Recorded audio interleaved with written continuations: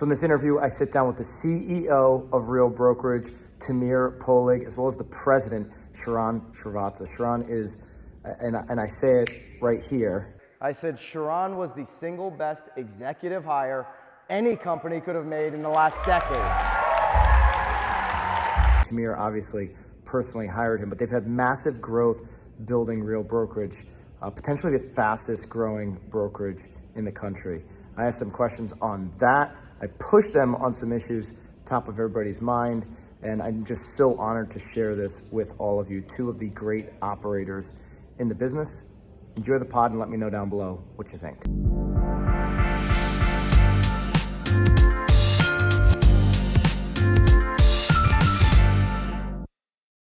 So Tamir, earlier today, this is where we got to start, Sharran, because we're getting right into it. 9 out of 10 CEOs, leaders in this industry, Sharran knows them all, would never ask the question that you asked at the end of the conference. We're here at your conference, your house at Real Rise in San Diego, and you asked Ben Kinney, who is one of the best operators in real estate, a very specific question. And I just don't think many CEOs would ever ask, because he's not a biased party. He's not going to just throw, a fluff answer out there, just because. I mean, I have a very different answer from him. But you asked him, what are we doing wrong at Real? And he thought for a minute, and then he had his answer, which was more of a general answer. It was about brokerages not talking about profits that much. I think you guys probably talk about profits more from the agent perspective than anybody. Right. So I don't know if the answer to me connected. Your reaction to the answer, and then I'll give you my answer if I was sitting on that stage, what I would have said.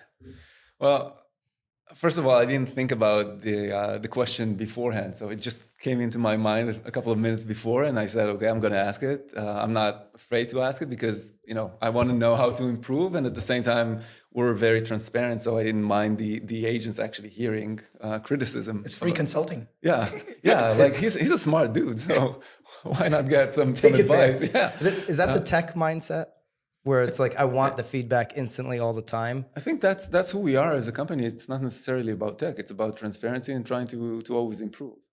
So what did I think about his answer? I knew it'll be difficult for him to answer it, both because of, the situation. He's sitting in our living room and he has to say negative things about us. But at the same time, it probably requires a little bit of thinking and maybe deeper knowledge of Real. I think that him talking about profitability within brokerages in general, I think that this is something that people should be talking about. Everybody's talking about the agents, which, they should be, but at the same time, brokerages should be companies that are making money, because without brokerages, there are no agents. And yes, in the past probably decades, the entire focus was on agents. How can we help our agents financially? And we continue to do that. But at the same time, there's a constant balancing act between agent profitability, brokerage profitability. And I think that there might be ways to have one without jeopardizing the other. And maybe our, the credit card and the debit card that we launched today is an example. But, maybe you could have used a little bit more spice towards us. I'll give you a little spice in a second. I'll give you my answer in a second. You guys can both react to it. You asked him a question as well about why he didn't ever decide to start a brokerage. Right. Brilliant operator, obviously the founder of Place. Sharran's done it. He's built a brokerage. He's exited from a brokerage. And he didn't give the answer I thought he was thinking in the back of his head was, I don't want to be a mortgage broker, which is, when we talk about profitability of a brokerage, ultimately, a lot of times it comes down to that component, because what you're talking about a little bit in your answer there is agents digging into that profit, right? And then they've got to go out and sell mortgage. He didn't take that angle. He talked about the passion he has with teams. But yeah. And again, I didn't think about that question, but I was sitting there and I was saying, okay, he's super smart, he's super experienced, he knows the industry better than anyone else. Like, why didn't he ever start a brokerage? Like, what am I doing wrong? it was very selfish. Like, maybe I'm doing the wrong thing here. Yeah, you're looking at your own life like, am I going too far down this road? Yeah, maybe I've been wasting 9.5 years. But I'll tell you something, right? When Tamir and I are on a lot of calls, it's a powerful question to ask everybody that we talk to. And it's couched and phrased differently, but the question generally is like, hey, you have some distance from us, Byron. If you were giving us some advice, what would be a couple of pieces of advice that you'd give us? Yeah. And a lot of times it's in the mind of the person you're talking to. We just have not provided permission to ask for that.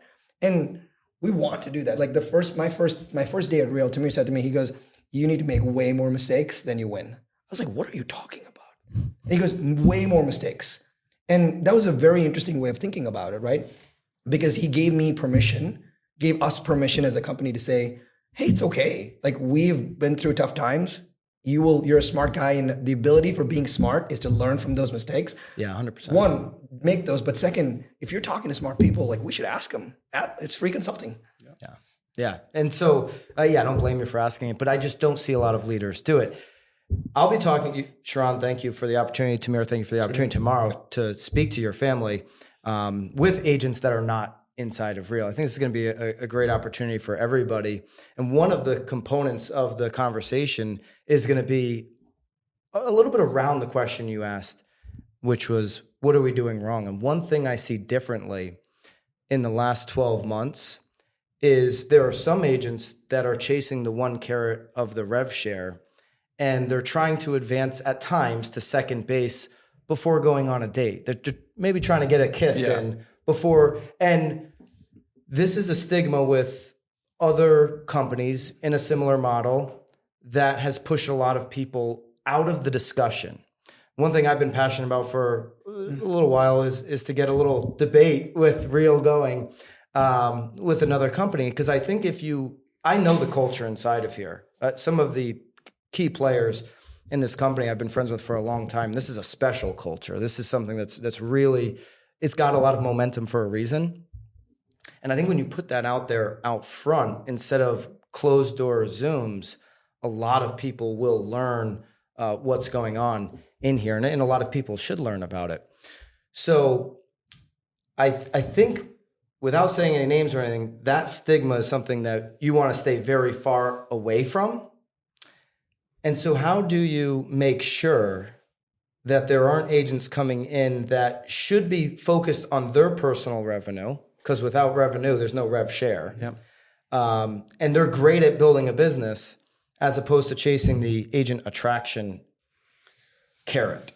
Can I go off topic for a Sure. second? It's I'll circle you back. Yeah, okay. So you're going to be on stage tomorrow talking to non-real agents on our stage. And I think that the idea for that came from, I had an idea of inviting the CEOs of all top brokerages to this conference and having them on stage, just having a conversation on how to elevate the conversation within the industry, because a lot of agents are bashing other companies and all that. And I said, okay, if all of us as leaders sit on stage and agents can see us talking, complimenting each other, congratulating each other on our success, maybe that would stick with them and they will change the narrative. Because at the end of the day, consumers look at us and they see all that negativity going on between agents. So let's try and change it together. So I reached out to CEO of Remax, CEO of EXP, CEO of KW, all top 10.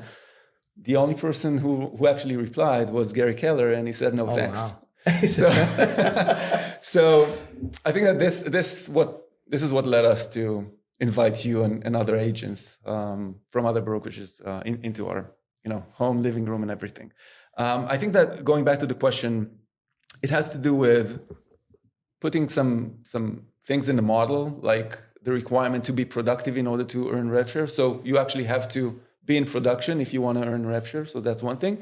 But on top of that, I mean, throughout the past 9.5 years building Real, I had so many conversations with people who promised me the moon, said, if I join, I bring 1,000 people with me. Whenever somebody tells me something like that, there's like a red light flashing in my mind saying, okay, now we stop. This is dangerous. I want to have 5 additional conversations with that person just to make sure that we're in alignment, they're a good fit, we share the same kind of DNA and everything. So I think it's about truly I wouldn't say choosing the partners because it sounds a little bit exclusive, but it's understanding who are those partners that you're inviting to build your business with. So I think it's about that. It's about, bringing in people that share the same vision, passion, DNA. Yeah. Have Sharran or Tamir jump in on this? Have you had any, so many people in the industry, Sharran, so maybe this will be a good one for you. Have you had any agents come to you and say, hey, you're at Real, I don't get it. I don't understand. Every time I talk to a real agent, I feel like they're trying to attract me. Do you get feedback like that or no? Rarely. We rarely. Not yet. Not yet. That's right. Not yet. We're very, very rare. I think that feedback comes from other companies, which is okay, but we have a code of conduct for attraction. And I think that having a code of conduct for attraction says that, hey, you got to attract the right way, the kind way. And if it is our responsibility to do two things, to set the code of attraction up saying, this is what we believe. And the second is to train to that. And I think that's super important. And when someone goes off the code of conduct, you very quickly realize that they went off the code of conduct. It feels strange. It feels weird. It feels smarmy.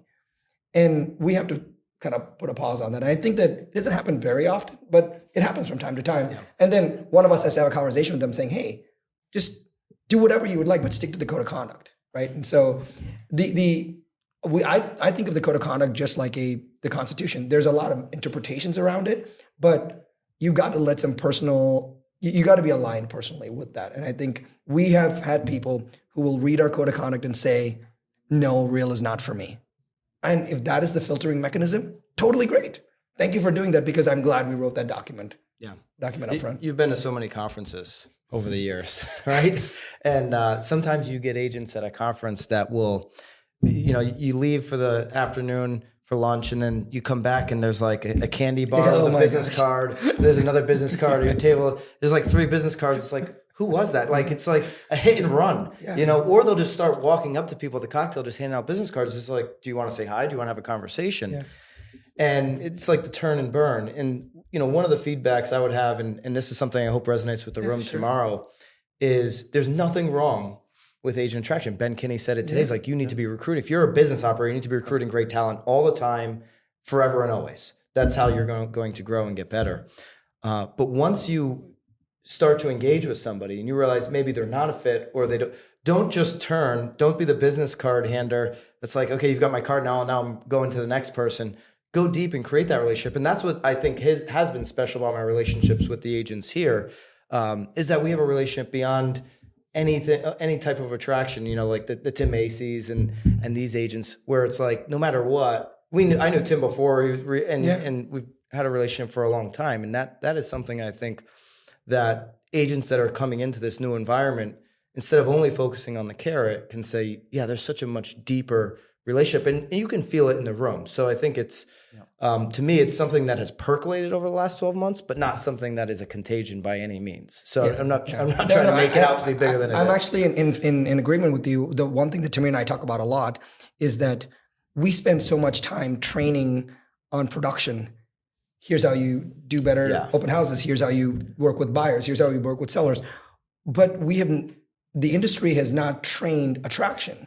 Yeah. I think it's and training attraction is one thing. Training attraction with the baseline code of conduct is something completely different.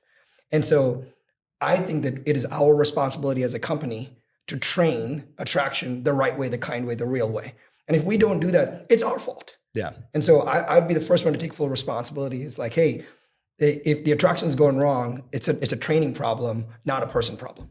Yeah. And well, Tamir, to your credit, this is the best executive hire in many years in our industry.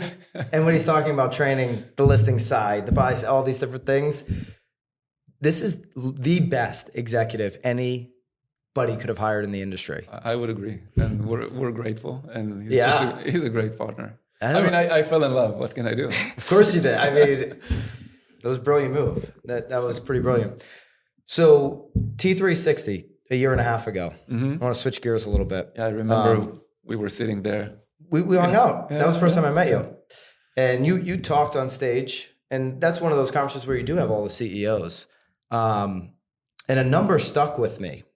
Maybe I'll have the number wrong, but talking about how big this model can get.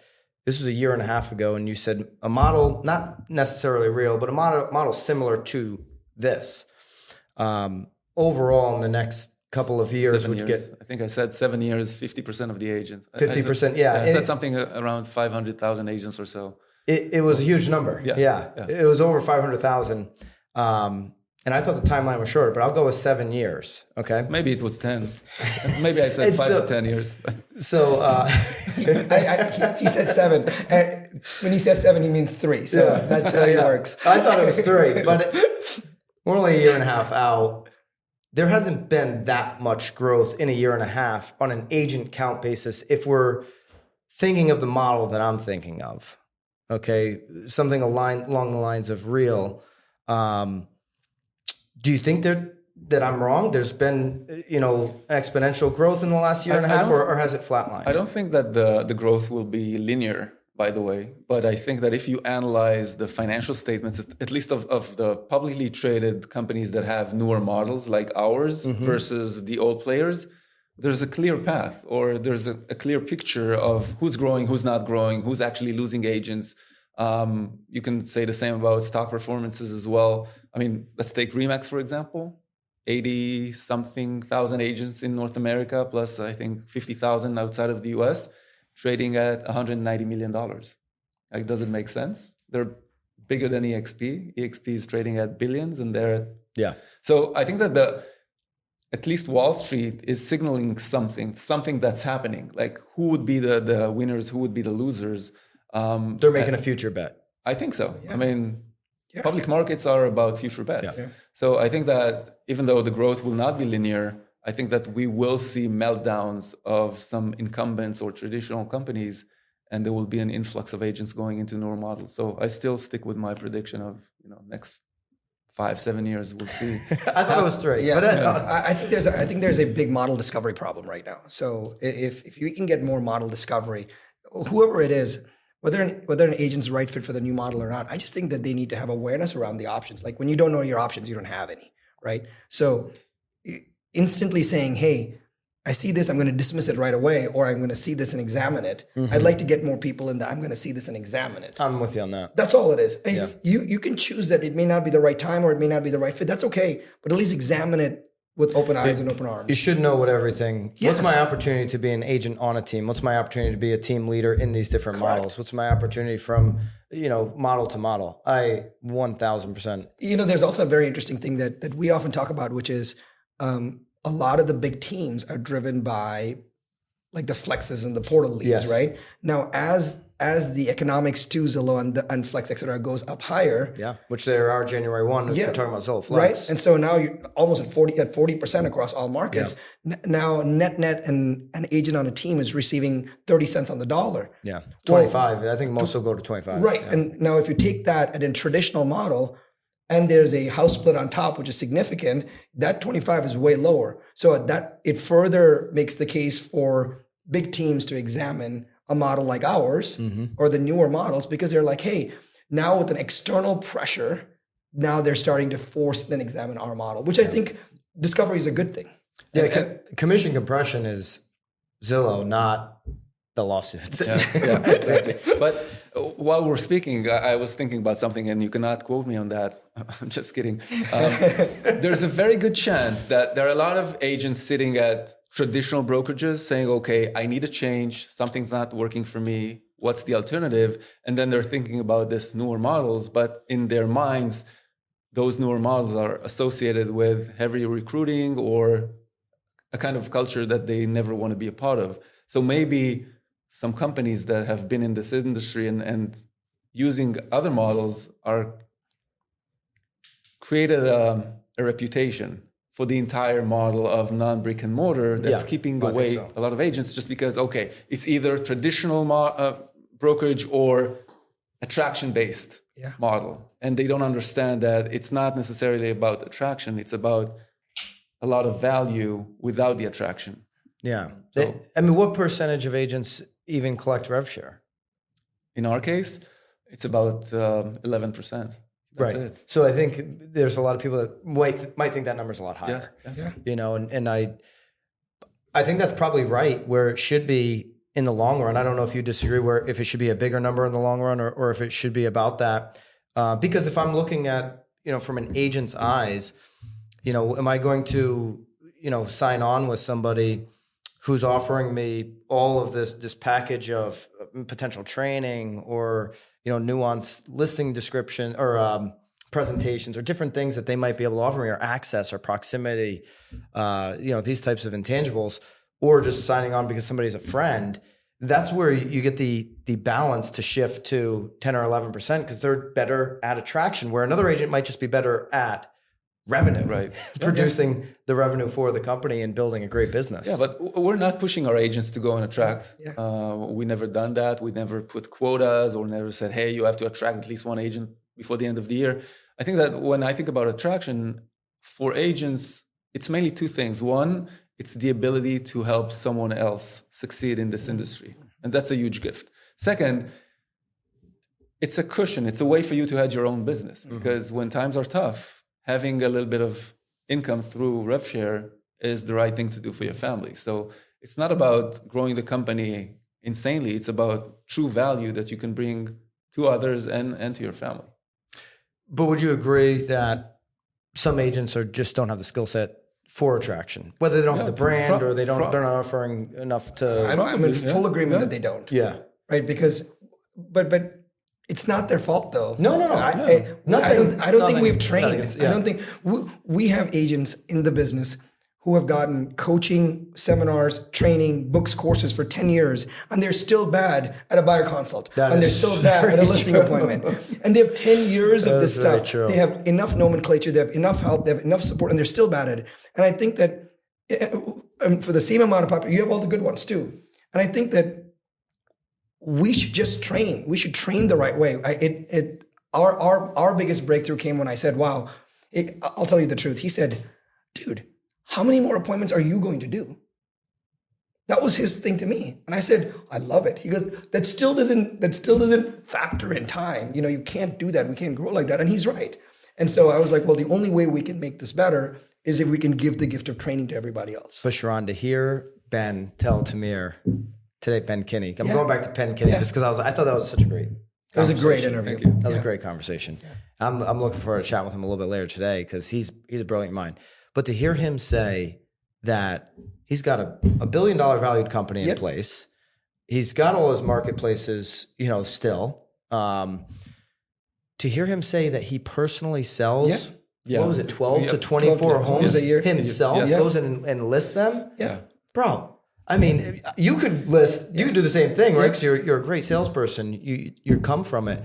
Did that blow your mind to hear that somebody that busy? I was very surprised. Full-time agents, it's hard for them to sell 24 homes. Yes.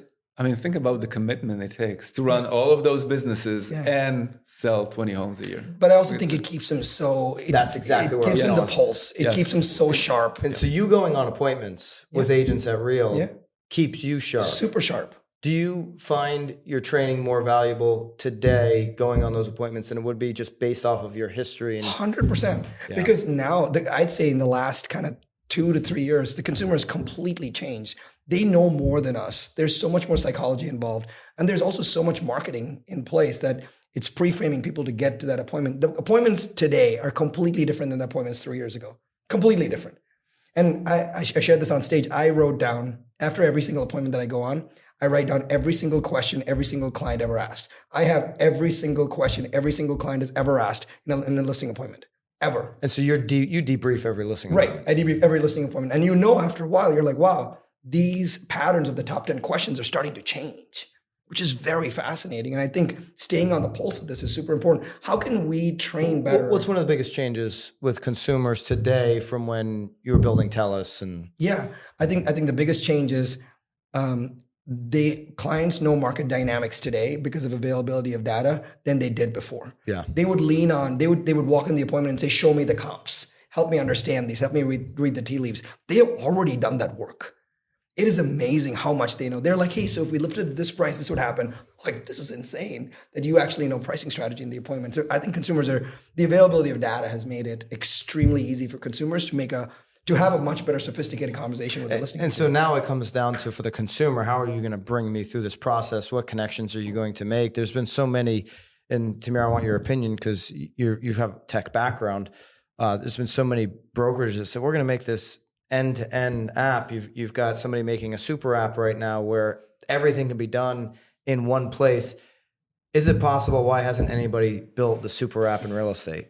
It's a good question. I think that, it's a matter of the talent that you have on the team. It's a matter of timing as well. I think that in order to be able to build something like that, you have to integrate the three main building blocks of a transaction, which is brokerage services, title, and mortgage. And I think that title and mortgage by themselves have not matured enough from a tech standpoint for someone to be able to integrate them until very recently. So now I think that each one of those businesses have enough critical mass of technology in their business to be able to actually integrate everything into a seamless process. So on top of that, I think that a lot of companies are trying to build amazing tech or say that they're building tech, but it really has to start from the ground up and has to touch each and every aspect of your business. So it's not enough to give agents 13 different tools from 13 different manufacturers. You have to build something that really is integrated and flawless. And I think that this is something that nobody has really tried. And I also think that no brokerage has really tried to stitch title, brokerage, and mortgage on a tech platform. Do you believe consumers will want to have an app or a space to go to manage their home in the future? I own a home in Connecticut, I own a home in Florida. If I could go somewhere, I think for me personally speaking, and there's a small leak in the basement in Connecticut. Well, even when I'm there for 48 hours, I just want to shut the door to the basement if there's a leak. I don't even want to think about it. I want somebody to come and fix it. Is there a place with technology that you would use it weekly or monthly as a consumer to manage your home? After you own it. After you own it. Yeah, this is an area we're not going into at the moment, but just your thoughts in general, because people still wants to solve that, right? We're becoming extremely spoiled, as a consumer, as people, as consumers. As you said, I just want to shut the door and forget about it. And the same happened to me last week. I had a leak in my home, and I just cannot deal with it.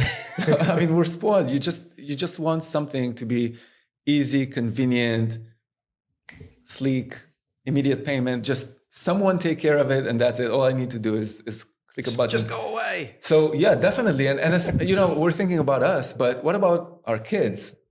My kids, for sure, they will want that kind of experience when managing a home or dealing with, all of the duties when you have when you're a homeowner. So I think that when you're thinking about consumer innovation, you don't necessarily have to think about today. You don't necessarily have to think about yourself. You have to think about your kids. And this is how I'm trying to think. I'll give you an example.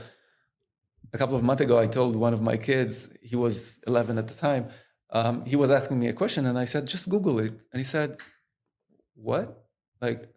YouTube, who uses Google? And for me, it's Google was, that's innovative for me. That's an innovative way to find answers. But for him, it's video. He's like, well, I've already searched YouTube and ChatGPT. I thought you'd have the answer. And you told me to go to this antiquated thing called Google. Yeah, so Google is antiquated for them. Yeah. In that world, how many agents do we need? We have 1.5 million now.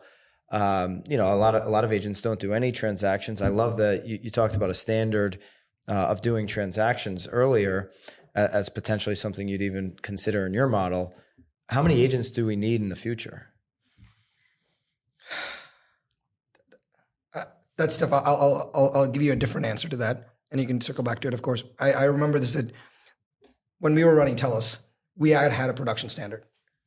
If you did not do 10 million a year, you were automatically fired. I've gotten calls from agents. I would call an agent for some random thing, and they'd be like, hey, I got 3 in escrow right now. I'm like, dude, it's okay. But they knew, I think the production standard, what it does is it elevates minimum standards. I think it's super, super powerful because you say, this is the standard. And then people, what they realize is, I need effort and training to get there. It motivates because they're like, hey, I want to be a part of this production caliber. I think it's a really powerful thing. Now, could you implement that in a firm like ours across the board? I think that would be hard. We have to find a a way to implement something like that. Do you believe in it to be a license holder? Or do you believe there's so many other use cases for a real estate license that there shouldn't be a standard? Hey guys, if you like what you're hearing, you want to get the most out of our content at BAM, join our awesome community called BAMX. You get new content and access to all of our downloads every single day in BAMX, but you also get the Facebook community. You get access directly to myself and Eric and Bobby, our lead producer, among other BAMX creators. Join BAMX today with the link below. Use the code down below to get into BAMX. I think we've not gone down the path of thinking. I think there's a lot of use cases for a real estate license. I think there are agents that do things part-time. Now, if that agent is extremely skilled. So like, for example, my wife, she is an Ivy League grad. If she got a part-time real estate license, she would do really well. She would run a great transaction. Right, but if she didn't know something, she'd say, "Sharran, how do I handle this objection?" I'm trying to get her to do that. But when the industry, I think, automatically just sidelines part-time agents, it's sidelines. Hey, they only do one deal a year. But I think it's an agent's choice. I think if they want to sell more, they can sell more. If you want to do more production, join a team or state that you want to do more production. I don't know if maybe we talk about it. I don't know if it's our place to control that. Let me give you two perspectives. One, I think that software and AI can take care of a lot of the tasks that agents are handling every day. So on one hand, maybe you wouldn't need so many agents, or one agent can do, instead of 20 transactions a year, 50 transactions a year.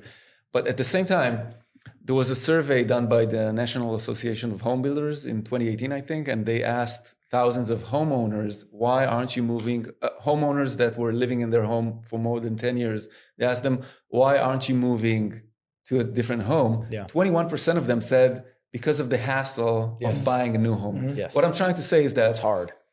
If technology can facilitate buying a home, it means that there will be more transactions. People will be moving faster. So this is the belief that Rich Barton has. Yeah. And I share the same thought with him. So on one hand, maybe a lot of the task will be handled by software, so you would need less agents, but at the same time, there will be more transaction volume. So maybe you still need the same number of agents to cater to a larger number of transactions. Yeah. I mean, I think to me, it's quite obvious why there's 1.5 million agents. It's our dues going in to attract more agents. If we're talking about NAR specifically, I'll say it so you guys can just think it.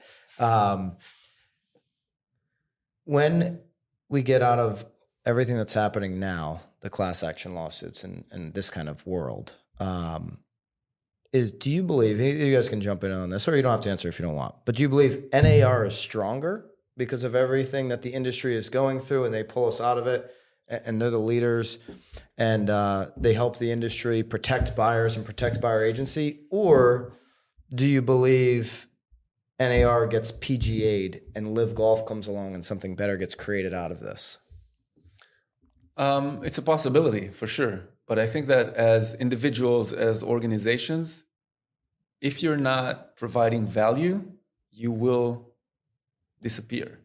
So I think that the bigger question is, what kind of value does NAR provide? And I'm not saying they do or don't. Sure. I think that this is the question that will determine whether NAR will be here in 5 years, or there will be another organization or a lot of different organizations that will be maybe fragmented. Yes, maybe, possibly. But I think it's all about value. And I think that, yes, NAR is right now facing, tough times, and maybe they need to reinvent themselves. I think they have the opportunity to change how they're positioned. Yeah. And if there was any time to say, let's stop and examine to see where we are, what our place is in this ecosystem, I don't think NAR or even MLSs and boards have had a chance or had any shock to them to stop and say, let's re-examine what our place is in this ecosystem. The reason for the new models is because we re-examined our place in this ecosystem. That's all it is. There's been no new model innovation for what? 100 years, right? And so I think NAR has an opportunity to actually say, hey, can we reimagine? And if they can reimagine it, I actually think the agents would be like, wait a minute, good job. Good job you did that. Good job you pulled those services out. Good job you said, I'm not going to do this anymore, but I'm going to focus on this. And Will they get it right the first time? No, but I think humans and agents specifically love progress, love momentum. They love to see change. They love to see perspective.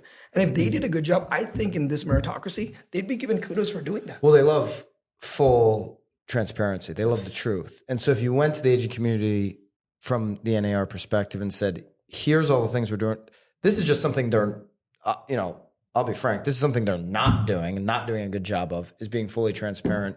But if they did come out and say, here's all the mistakes we've heard, here's all the mistakes, but here are all the changes, as opposed to we're going to start a 500th committee and of hand-selected individuals, then I think they could have a chance of being heard and people might get back on the boat. But yeah, at a very high level, the world has shown us that a governing body, if run well, in most industries, can do a really powerful job for that industry, whether it's big pharma or not. And by the way, they have been doing that. Let's not discount 100%. Everything that they've done. Yeah. Oh, I agree. Yeah, there's a lot that they've done from a lobbying perspective that has been really important for agents and for the way we do business in this country and for consumers all across the board. And then there's just a whole bunch of other money that goes to Havas Marketing Group and all this other crap that you're just like, what is going on here? But I think there's an optical crossroad that they have to just address. That's all, right? Because everyone's asking that question. So it should be, we should talk about it. And I think it's super important to talk about it. Tamir, earlier today you talked about the next 6 months, and I wrote it down when you said it. This will be the most challenging 6 months of your career. So we're sitting here in October of 2023, fourth quarter of 23, first quarter of 24, going to be the 6 hardest months of your career, real estate agents. I agree with you. So when you said it, I'm like, this is something. Bobby knows he listens to every hot sheet in the morning that we do. And I keep saying it. And so my belief is, agents need to go wider while they're going deeper on those people that can transact over the next 90 days, but they need to go wider with articulate notes, really understand who's going to be, looking in the end of 24, 25, because you said 25 is going to be pretty good and 26 is going to be great for you guys. Yeah. But if you don't take the notes now, if you don't do the work now, if you don't spend extra time now, you're not going to have that opportunity in 25 or 20 or 26. What else should an agent be doing to prepare for the hardest 6 months of their career? Well, first of all, it's real estate. So the things that will affect your 60 days from now are the things that you're actually doing today. So, third of that 6 month is already signed for. I think that, first of all, it's acknowledging the fact that, okay, it's going to be rough. Just don't be optimistic. As always, the only thing you can control is your expenses. Just, focus on your expenses, adjust them to what's coming. And I always think that, energy helps businesses grow. So if you're, heads down and you believe that you can weather the storm and everything will be okay in the second quarter of 2024, third quarter, you have to start working towards that and just try to figure out personally, okay, how am I going to mitigate that gap of 6 months with less of income, with more challenges? You have to be emotionally strong because, there will be a lot of ups and downs and a lot of downs in the next 6 months. So I think it's just preparing your business, preparing your mentality, and adjusting your expenses. Yeah. There's, I was thinking about this when we say, how do I upgrade my life? There's 2 ways to upgrade your life. You either upgrade your environment or you upgrade the people in your environment. And it can be as simple as, man, I've been going to this office, I'm in a rut. I'm just going to work for an hour from Starbucks. As something as simple as that, you upgrade your environment. Or you're like, well, wait a minute. Can I just upgrade the people in my environment? Can I get Byron speaking on X stage? Can I just do that? Why am I doing that? And I think live events change lives. There are people here who are financially constrained and still came because they believe that live events change lives. And I think upgrading your environment or upgrading people in your environment is super important. The one thing that you and I have seen across the board is when things get tough, the one thing agents start doing is they start experimenting with a lot of things. Yeah. And that is the one piece of advice I would give everybody is when things get tough, go narrow. To do great things, we must do fewer things. Go narrow on what you're good at. Right. but do a lot of it. And that's when I say go wide.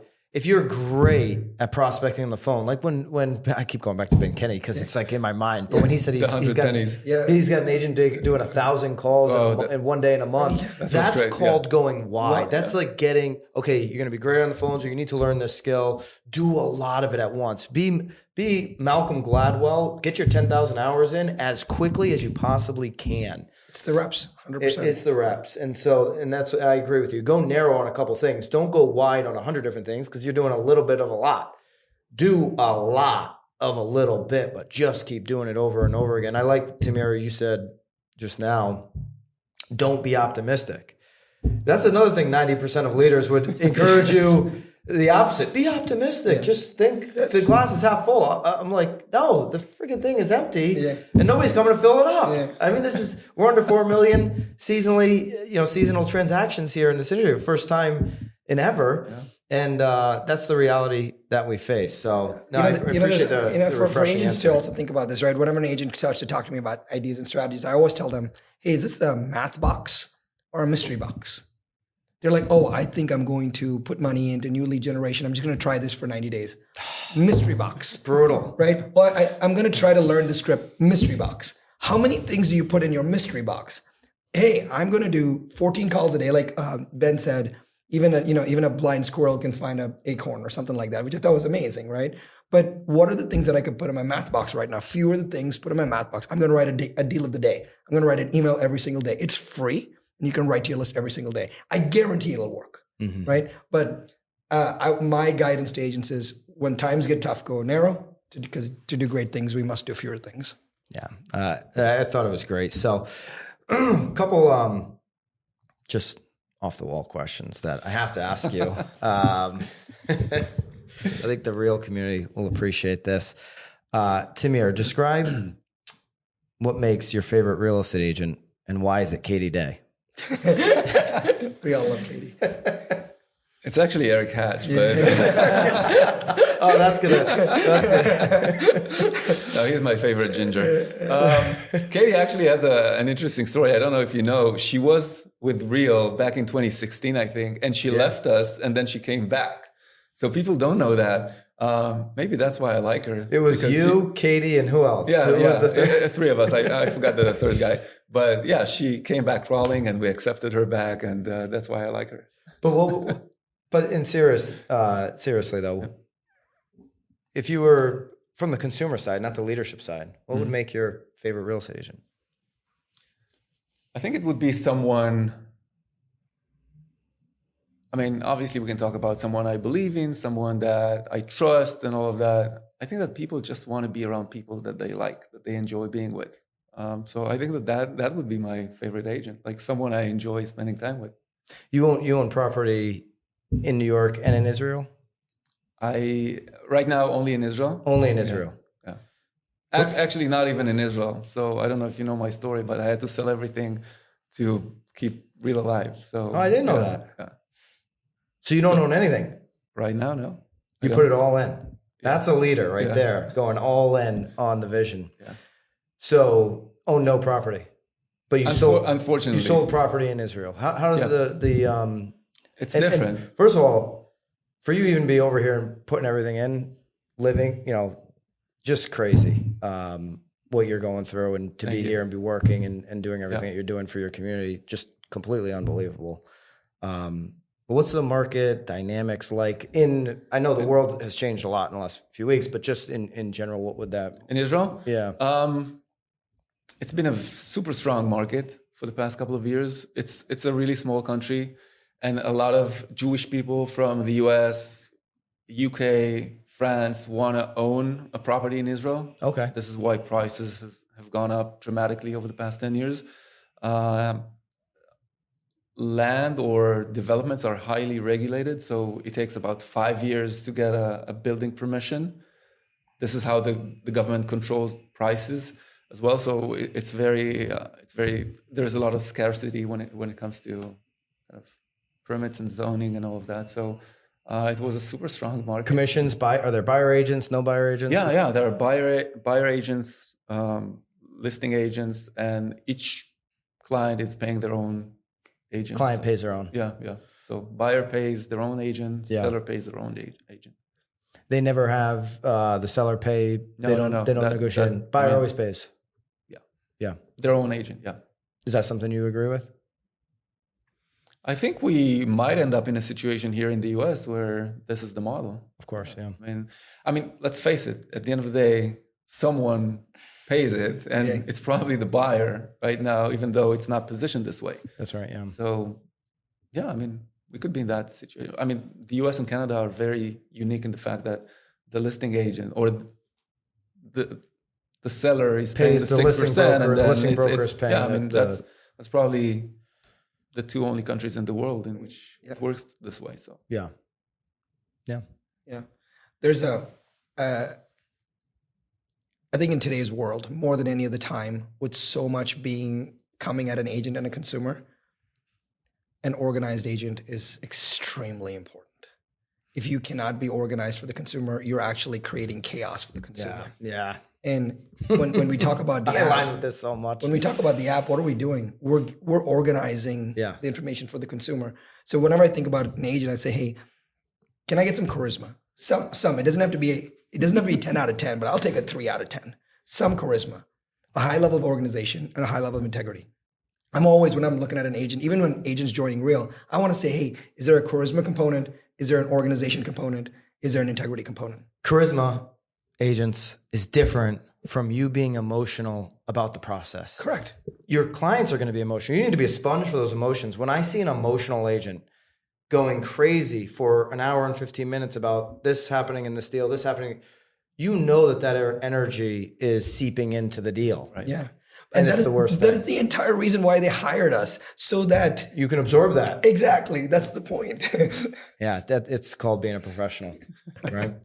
I'm really thankful to be here. I'm thankful for both of your time. I know how valuable it is, and with everything going on with the conference and everything going on in your world, I couldn't thank you guys enough for the time and the opportunity to speak to both of you guys. And I'm looking forward to that real debate on the BAM stage, because I know, Tim Macy, this is for you. I know both of these guys have signed off on this debate. Tamir, I already have his approval for a BAM, another company debate to say, hey, here's everyththing going on. Well, here's the interesting part. Do we have Tamir sign off? Well, whatever he agrees to, I agree to. He already agreed, yeah. Well, here's the interesting part. One of the reasons why we want to do something like that is to provide a neutral platform for people to get discovery of model. And this is, I'm a big advocate of that. Yes, right. Discovery of the model. And all I'm saying, so for example, we decided earlier this year that we would do something called what we call Discover Real. Essentially, I get 1,000+ people on a Zoom, and I just break down Real. And I say, hey, it's 100% anonymous. I don't see any of your names. You don't see any of mine. No one can see your stuff. We're just going to tell you about Real.